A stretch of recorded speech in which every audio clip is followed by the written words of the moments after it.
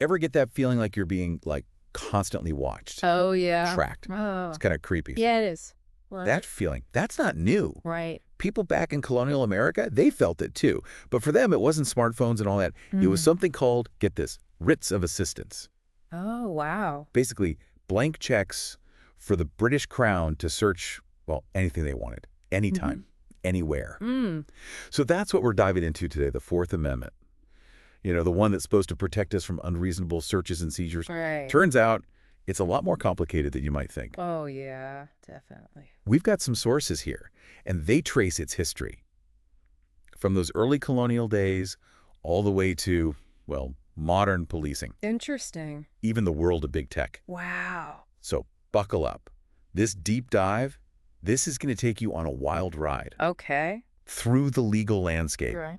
exploring how a right that was designed to limit government power has, well, in some ways, actually expanded it. Yeah, you're right. That tension between individual liberty and government authority, that's what makes this topic so fascinating, I think. Absolutely. It was a huge concern for the colonists, right? I mean, they had just Right. broken free from British rule. Right. And it's a concern that we're still grappling with today, too. For sure. And to understand just how deep this fear of unchecked power ran, Mm-hmm. we need to go back to those writs of assistance. These things were, well, they were basically nightmares for colonists. Yeah, I bet. Imagine soldiers just barging into your home, Yeah. no specific reason, Oh, wow. just rummaging through your belongings Yeah, because they could. that's scary. It was a blatant violation of privacy, a tool for intimidation. Absolutely. There's this famous speech by James Otis, he was a lawyer back then, and he just rails against these writs, calling them the worst instrument of arbitrary power, the most destructive of English liberty and the fundamental principles of law. He even compared them to, like, tools of tyranny. Wow, talk about fighting words. I know. So how did the Founding Fathers, how did they address this fear of government overreach when they were drafting the Constitution? Well, they knew, right? They had to put some serious limits on government power, especially when it came to searches and seizures. Right, of course. And that's where the Fourth Amendment comes in. Okay. It's a direct response to those hated writs of assistance, basically laying down the law. Searches and seizures, they have to be reasonable, and they have to be backed by probable cause. Okay, so the Fourth Amendment, it sets some ground rules. Yeah. But then comes the 20th century, Hmm. and things get really interesting. Oh, yeah. How so? The automobile arrives on the scene, Right, of course. Yeah. revolutionizes transportation, Mm-hmm. but it also throws a wrench into this whole, like, reasonable search idea. It does. Yeah. Suddenly you have this new space. It's mobile. Hmm. It's semi-private. Right. And the courts, they had to figure out, well, how does the Fourth Amendment apply to this thing? Is a car more like a home, deserving of these strong privacy protections? Or is it more like a public space, subject to, greater scrutiny? Yeah, that's a good question. It's a question that led to some major legal battles and some pretty surprising outcomes. Like what? Take the case of Carroll v. United States. This was 1925, smack dab in the middle of Prohibition. Oh, wow. We're talking bootleggers, hidden liquor, and a whole lot of legal drama. I love it. This case, it really set the stage for how the Fourth Amendment would be interpreted. Well, decades to come. Really? You have George Carroll, suspected bootlegger, driving around in his Oldsmobile Roadster. Okay. And the police, they already suspect him, right, Mm-hmm. of illegal activities. They decide to stop and search his car. Interesting. Now, I'm guessing they didn't exactly have a warrant, did they? Nope, no warrant. Yeah.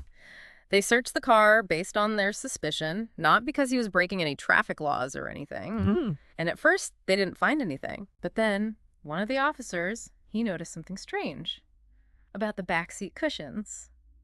They felt way too hard. Oh, I see where this is going. Exactly. They ripped open those cushions and bam, 68 bottles of illegal liquor Wow. stashed away. So Carroll was busted.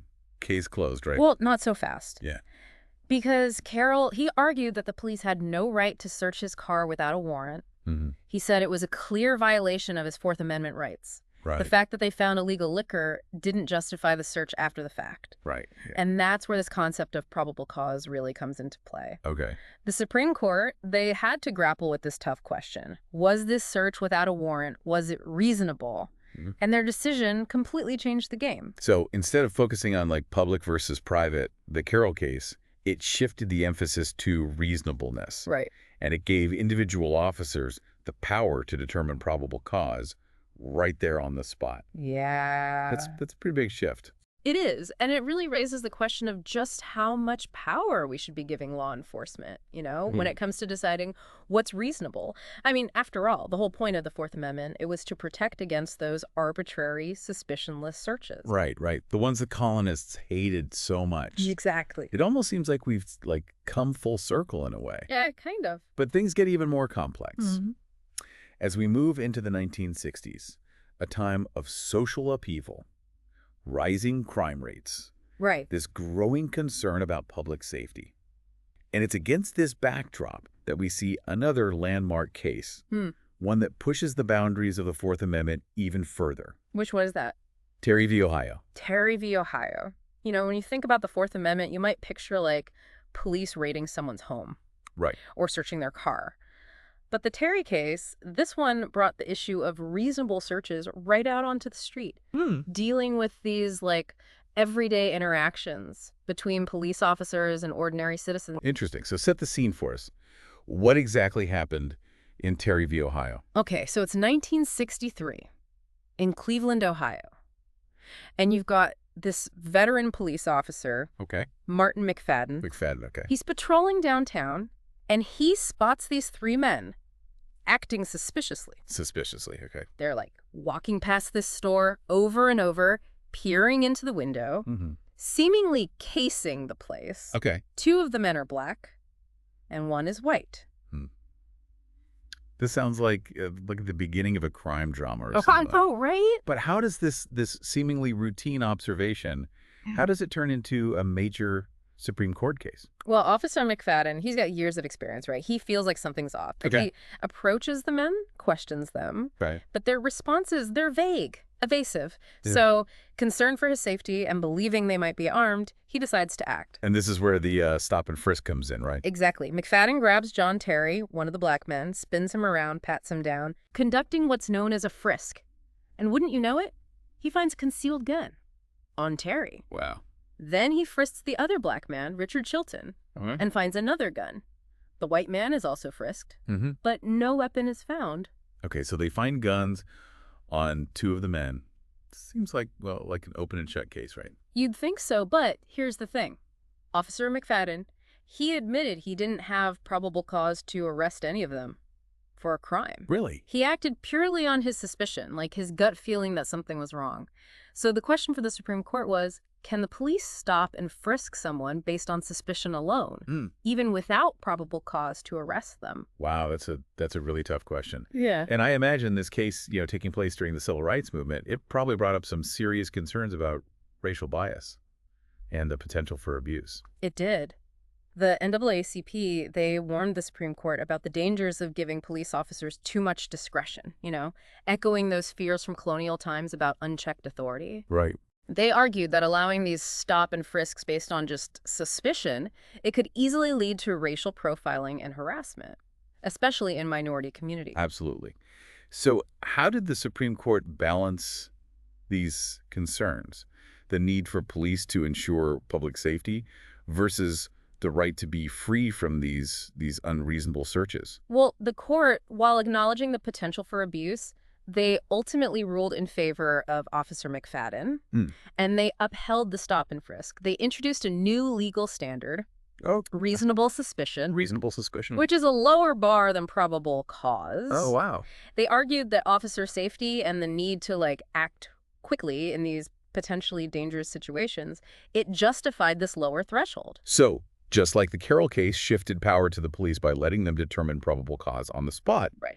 Terry expanded that power even further by allowing stop and frisks based on reasonable suspicion, which is, it's even more subjective. You got it. And these two cases, though seemingly unrelated, they highlight this growing trend. The expansion of police power in public spaces, often at the expense of individual liberty. It's like the Fourth Amendment. It's constantly being tested, redefined, with the balance between individual rights and law enforcement authority, constantly shifting. Yeah. And as we'll see, this tug of war, it continues to play out. Right. As we move into the era of the war on drugs and beyond, it feels like we've gone from protecting against these unreasonable searches to just accepting them. Yeah. Like they're almost routine in some cases. Yeah. Especially when you think about the war on drugs kicking off in the late 20th century. Right. We've got some sources here about that, too. Mm-hmm. Didn't things get even more blurry then? Oh, absolutely. The war on drugs, it really ramped up this focus on street level enforcement. Right. Gave even more leeway to law enforcement. Mm-hmm. Think back to that officer who said he could find a reason to pull over A and Y car he wanted. Yeah. That's a direct quote from one of your sources, by the way. Yeah, that one really stuck with me, too. It speaks to how these minor traffic violations, Mm-hmm.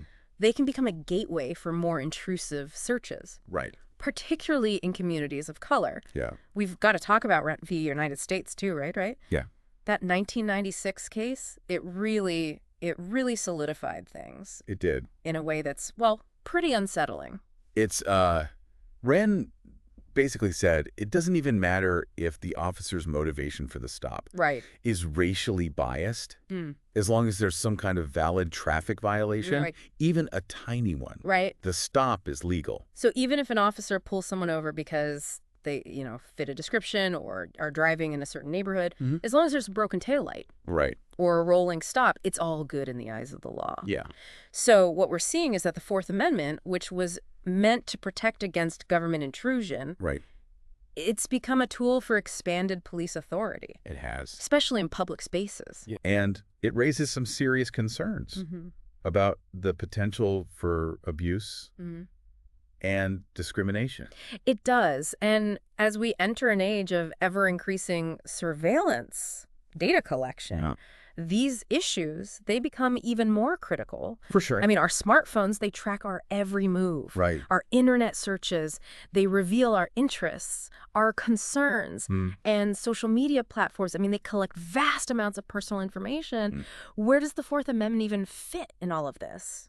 It's like those writs of assistance from colonial times. They've gone digital. Totally. Instead of soldiers rummaging through our homes, Right. it's algorithms Yeah. sifting through our data, Mm-hmm. often without our knowledge or consent. Yeah. So where do we go from here? How do we ensure that the Fourth Amendment stays relevant Mm-hmm. and effective in the digital age? That's the million-dollar question. Yeah. And honestly, there's no easy answer. The Yeah. law, it's constantly evolving, trying to keep pace with these technological advances. What's crucial is that we as citizens, we stay informed about these issues, engage in these debates, Yeah. and demand that our privacy rights are protected, Right. even as technology continues to advance. It's a reminder that the Fourth Amendment isn't just some, dusty old document from a history textbook. It's not. It's a living, breathing principle Right. that impacts our lives every single day, maybe now more than ever. Yeah, I agree. And it's up to each of us to understand it, Yeah. to challenge it, and to make sure it keeps serving its original purpose, Yeah, safeguarding individual liberty against government overreach. absolutely. We covered a lot of ground in this deep dive. We did. And it's clear that the story of the Fourth Amendment, well, it's far from over. It's not over. As you go about your day, think about what reasonable search and seizure means to you. Yeah. How much privacy are you willing to sacrifice Right. in the name of security? Hmm. These aren't just, abstract legal questions. Yeah. They have very real-world implications for all of us. That's the heart of what we do here at the Deep Dive. Get you thinking critically about these big issues Mm-hmm. and how they shape our world. Absolutely. If you found this exploration of the Fourth Amendment as fascinating as we did, hit that subscribe button. Yeah. And stay tuned for more thought-provoking deep dives. Until next time, stay curious and stay informed.